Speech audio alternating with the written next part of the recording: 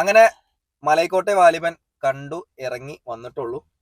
ഒറ്റ വാക്കിൽ ഞങ്ങൾ പറയുന്ന സിനിമയെ കുറിച്ചിട്ട് 2024 മോഹൻലാലും ലിജോ ജോസ് പല്ലിശ്ശേരിയും പ്രേക്ഷകർക്ക് നൽകിയ ഒരു അഡാറ് വെടികൊണ്ട് ഒറ്റ വാക്കിൽ പറഞ്ഞ ഒരു ബോംബ് സിനിമ. ഫസ്റ്റ് ഒരു കാര്യം പറയാം, ഇന്റർവ്യൂ വരെ ഒക്കെ ഭയങ്കര ലാഗ്. ഇതിപ്പോ പൂര സീസൺ ആയതുകൊണ്ട് ഒരു നാടകമാണ് സിനിമ എല്ലാ ആളും ഉദ്ദേശിക്കുന്നത്. ആളുടേതായ കഴിവ് കാണിക്കാൻ ഞാൻ ഇങ്ങനെ ഒരു ആളാണ്, ഞാൻ ഇങ്ങനെയുള്ള സിനിമകൾ എടുക്കുന്ന ആളാണ് കാണിക്കാൻ വേണ്ടി കാണിച്ചു വെച്ച ഒരു സിനിമ അല്ലെ. അതെ, അപ്പൊ നമുക്കൊരു കൂട്ടം സാധനം സെറ്റ് ചെയ്തിട്ട് ഇങ്ങനെ കാണിച്ചു തരാണ്. അതിൽ ഫ്രെയിമില് എവിടെയോ കൊണ്ട് ക്യാമറ വെച്ച് ആ സംഭവം എന്താണെന്ന് മനസ്സിലാകൊണ്ടില്ല ആ ലെവലിൽ. ഞാനൊരു കാര്യം പറയട്ടെ, ഒരു നാട്ടുഗ്രാമങ്ങൾ, അതായത് ഇന്ത്യയിലെ നാട്ടുഗ്രാമങ്ങളിൽ ഉണ്ടാവുന്ന മല്ലന്മാരുടെ കഥയാണ് സിനിമ പറയണത്. മല്ലന്മാര് അവിടെ പോയിട്ട് അവിടുത്തെ മലനായിട്ട് ഇത് പിടിക്കുക, അവിടെ ജയിക്കുക, വരിക, മണ്ണും പെണ്ണും സ്വന്താക്കുക, പിന്നെ അതുപോലെ തന്നെ മറ്റുള്ള ആ ഒരു അവരുടെ ബേസ് ആയിട്ടുള്ള ജീവിതമാണ് പറയണത്. പക്ഷെ ഞാനൊരു കാര്യം പറയട്ടെ, ഇതിനേക്കാളും എത്രയോ ഭേദമാണ് ഒടിയൻ. സത്യം. ശ്രീകുമാർ മേനോൻ നമ്മൾ തന്നെ പറഞ്ഞിട്ടുണ്ട്, അത് ശ്രീകുമാർ മേനോനാണ്, ഇത് LJP ആണ്, പ്രതീക്ഷയ്ക്ക് LJPയുടെ സിനിമ വകണ്ട്. പക്ഷെ ഒറ്റ വാക്കിൽ പറയുകയാണെങ്കിൽ ഒടിയൻ എന്ന സിനിമ ക്ലൈമാക്സ് ഇത്തിരി മോശമാണെങ്കിലും കണ്ടുകൊണ്ടിരിക്കരുത്. പക്ഷെ ഈ ഒരു സിനിമ എന്റെ മോനെ കണ്ടിരിക്കാൻ പറ്റാത്ത ഒരു സിനിമ. പുറമെ ഒരു പാർട്ട് തന്നെ നമുക്ക് സഹിക്കില്ല, ഇനി സെക്കൻഡ് പാർട്ട് ഉണ്ട്. പോരാത്തതിന് സിനിമ കണ്ട് ഭ്രാന്ത് പിടിച്ചിരിക്കുന്ന ആൾക്കാരുടെ മുന്നിലേക്ക് രണ്ടാം ഭാഗം ഉണ്ട് പറഞ്ഞിട്ട് ഞങ്ങൾ കണ്ടത് ഫാൻ ഷോ ആണ്. ഈ ഫാൻ ഷോയില് ഒരു ഒട്ടുമിക്ക ആൾക്കാരും ഫാൻസ് തന്നെയാവും. ഞാൻ ആദ്യമായിട്ട് ഒരു ഫാൻ ഷോ കണ്ടിട്ട് ഹൗസ് ഫുൾ ആയിട്ട് ഇരിക്കുന്ന സിനിമ, പടം ഫുള്ള് തിയേറ്റർ ഫുള്ളാ. പക്ഷെ എന്താ വെച്ച് കഴിഞ്ഞാല് നമ്മുടെ ഈ ഒരു സിനിമയുടെ ഇടയിൽ തന്നെ കുറെ ലാഗ് ആയിട്ട് ആൾക്കാർ അങ്ങോട്ട് എണീറ്റ് പോകണം. ഫസ്റ്റ് ഇൻട്രോ അത്യാവശ്യം മോശമല്ലാത്ത രീതിയിൽ എടുത്തു, പക്ഷെ അത് കയ്യടിയും കാര്യങ്ങളൊന്നും കിട്ടിയില്ല. കാരണം ഒരു മോഹൻലാലിനെ കാണിക്കുന്ന ഭാഗത്ത് ഇൻട്രോയില് സ്റ്റാർട്ട് ചെയ്യുന്ന ടൈം, അതായത് ഇൻട്രോയിൽ നല്ല ഭാഗം ഒരു കുറച്ച് മാസം പോലെ സാധനം കൊടുത്തിട്ടുണ്ട്. ആരാധകർക്ക് എന്തെങ്കിലും കഴിഞ്ഞിട്ട് പോർച്ചുഗീസുകായിട്ടുള്ള ഒരു സംഭവങ്ങള്, ബ്രിട്ടീഷുകാരായിട്ടുള്ള ഒരു ബാഹുബലി കണ്ടു നിന്ന് നമുക്ക് മുന്നില് ഒരു തുക്കട നാടകം കാണിച്ചു തന്നിട്ട് കയ്യടി വാങ്ങാൻ നോക്കിയിരിക്കണ LJP. ഞാൻ ഒരു കാര്യം പറയട്ടെ, ഈ LJPന്റെ സിനിമ ഇനി തിയേറ്ററിൽ റിലീസ് ചെയ്യണ്ട, അയാളുടെ കഴിവ് കാണിക്കാൻ അയാൾക്ക് മറ്റുള്ള പ്ലാറ്റ്ഫോം എടുത്തിട്ടുണ്ട്.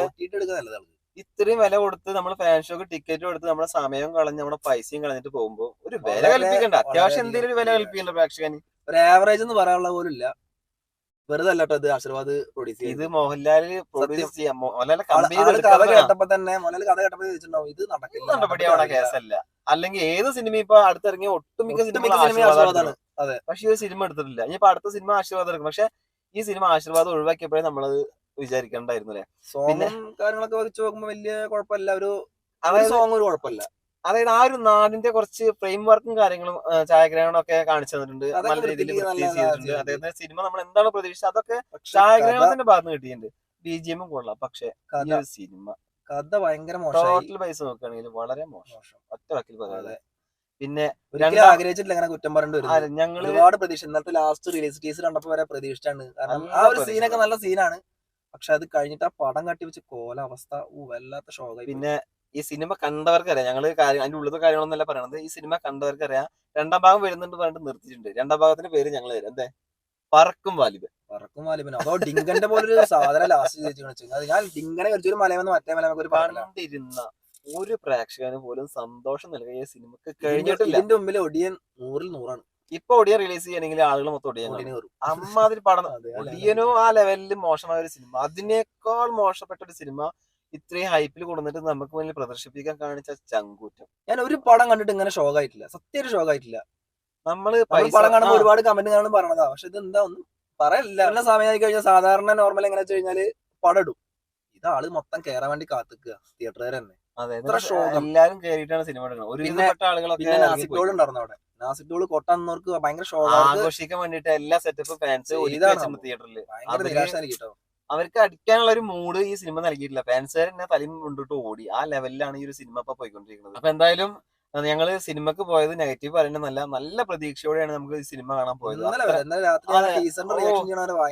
ഞങ്ങൾ ഈ ഒരു ടിക്കറ്റും കാര്യങ്ങളും കിട്ടാൻ എന്തോരം ബുദ്ധിമുട്ടി അറിയാം. എന്നിട്ട് പോലും ഞങ്ങൾ ഈ ഒരു സിനിമക്ക് കാണാൻ പോയിട്ട് ഞങ്ങൾക്ക് മാത്രല്ല കേട്ടോ, അതെ, ഒരു Mohanlal cinema fans show house ഫുള്ളായിട്ട് നമ്മൾ കണ്ടു. പക്ഷേ ഇതൊരു നാടകത്തിന്റെ പോലെ മോഹൻലാലിനെ കാണിക്കുമ്പോൾ മോഹൻലാലിനെ കാണിക്കുന്ന സമയത്ത് തിയേറ്ററിൽ കുലുങ്ങുന്നു